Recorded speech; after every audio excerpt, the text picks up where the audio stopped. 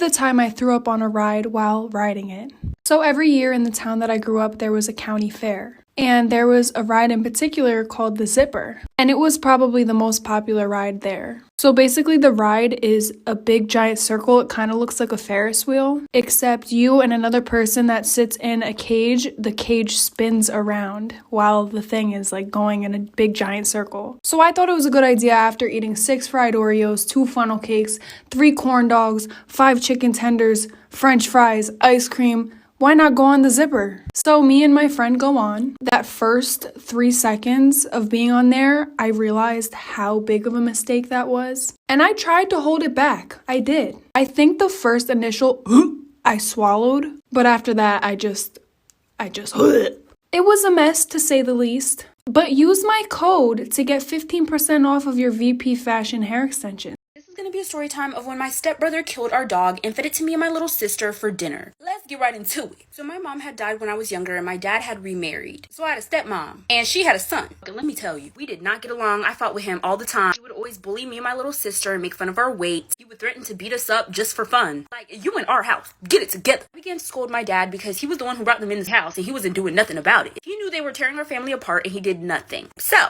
anyways, one night, my parents weren't home and my stepbrother had to watch me and my little sister. So he was upset because he had plans to hang out with his girlfriend. But that really sounds like a personal problem. Let me stop coming at this man. It's just making me angry thinking about it. So my dad had sent my stepbrother money so he could go get groceries so he could make us dinner. But my stepbrother didn't want to, so he sent me instead. Oh, mind you, I was like 12 at the time. And he sent me alone and my little sisters were sleeping. When I came home and knocked on the door, I noticed that our dog didn't run up to see who was at the door like she usually did. Then I smelled some coming from the kitchen, like for part 2. This is gonna be part 2 of how my stepbrother killed our dog and fed it to me and my little sister for dinner. So like I said, I got home from the grocery store and our dog didn't run up to the door like she usually did. I didn't think much of it and then I smelled something coming from the kitchen. What could he possibly be cooking if there's no groceries? And no, I didn't automatically think, oh, he's cooking our dog. Just hold on. Whatever was cooking on the stove, it made the whole house stink, but like I said, I didn't think too much of it. Now that I think of it, I heard the laundry machine going and my family had a set schedule for laundry. Like, we never did laundry off schedule, so that was kind of weird. My parents are just very organized people, besides the point. So I go upstairs to wake up my little sister and I see my stepbrother pass me and go down to the kitchen. An hour or so goes by and he calls us downstairs and says dinner is ready. All he did was boil some corn, give us canned peas, and some slab of meat. The meat was burnt, by the way, but I guess food is food. So we started eating this atrocious meal, and all I could think about were these tiny little hairs that just kept going in my mouth. I kept pulling pieces out my mouth. Mind you, this hair had no color. It was burnt. Now our dog loved to eat dinner with us, but she was nowhere to be seen. I started looking for her and I realized that she's missing. This is gonna be part 3 of the time my stepbrother killed our dog and fed it to us for dinner. So like I said, I started looking around for the dog. I asked my little sister if she's seen her. She said no. So I asked my stepbrother and he says no too. So we trying to find this dog. I call my dad. He says she probably ran away, but no one let her outside that day. And I know she didn't just go outside. So the days pass and we're still looking for her and we hang up missing posters. I got my friends to help me. My dad's looking, my stepmother, my little sister, and even my stepbrother. As time goes on, my little sister and I began to fall sick. We go to the doctor. They say we have stomach problems. They said it was probably from something that we ate. And I'm thinking to myself, what abnormal thing did I eat? That random slab of meat. Because there was no groceries. Where'd he find that meat from? So I'm putting pieces together. You know, we're falling sick. The meat was hairy. Our dog is missing.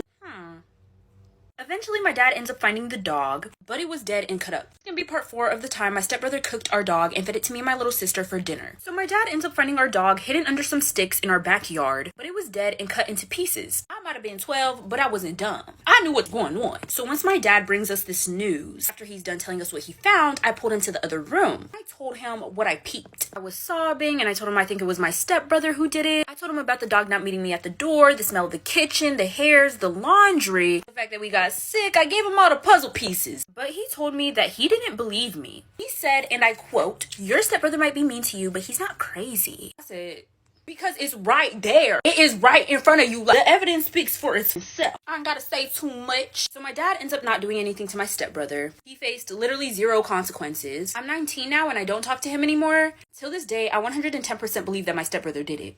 Story time while I make some delicious flaxseed pancakes, gluten-free and sugar-free, by the way. Except for the granola. The granola did have sugar in it, but you don't have to add granola. But anyway, so this is a story time about the first time that I've ever actually truly felt embarrassment. I mean, like the first thing that I can remember. In first grade, we had a bathroom connected to our classroom, so we didn't have to walk out of the hall to use the bathroom. And it came a time where I had to pee very badly, and I was going to explode if I didn't go in the next 5 seconds. So I raised my hand and I said, "Can I please go to the bathroom? It's an emergency." And my teacher said yes. And then another boy stood up and he was like, "No, I need to use the bathroom. I want to go first." And he was a kid that had a special help teacher. And but like, obviously, me being in first grade, I didn't understand any of that, so I was just like, "No, I asked first." And we got into like a little petty argument about it, but then the teacher was like, "Okay, ladies first." So then I have my skirt pulled down, I'm about to pee, and the door opens. Part 2 of the first time that I felt true embarrassment, at least the first time that I remember. Also, this is what I do when the colored acrylic isn't mixed well and starts to marble. So I was in the bathroom stall, and if you watched my last video, you know that there was a kid that was really upset that I got to go to the bathroom first. So, I pulled down my skirt, and I was about to pee. Then all of a sudden, I hear the helper teacher, and she's like, "Hey, what are you doing? Don't touch the door. Don't go by the door, blah." And mind you, in first grade, we didn't have locks on the bathroom doors just in case we, fell in or something. Also, this was like a one-person stall, so there was a full door. And right when I was about to let out my pee, the door starts to shake open. So then I'm still squatting, but I get up and I grab the door handle and I start pulling it towards me so that it doesn't open. And then I hear the kid and he's like, "I need to go to the bathroom." And I was just so embarrassed and so mortified because my hoo-ha was out. I was wearing a skirt, so everything was showing. And when I was playing tug war with the door, I ended up peeing all over myself and the bathroom. Story time if I found out that there was a guy living in my attic. I'm even pretty sure there's a couple articles on this. So basically, living in the house was me, my mom, my dad, and my younger sister. This story ends up taking a huge twist, so just stay tuned for that. Also, keep in mind that my boyfriend's name at the time was Jacob. When I first started to notice that there was somebody else in my house was when I first started dating Jacob.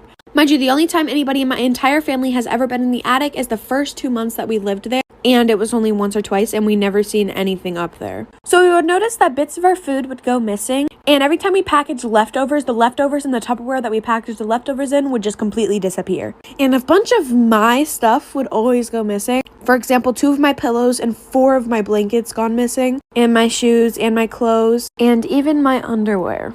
So one day my boyfriend came over and he left around 1 a.m. So the rest of my family was sleeping. Also, I have the whole entire upstairs to myself, and my mom, dad, and my sister sleeps downstairs. This story just ends up getting really crazy, so for a part 2.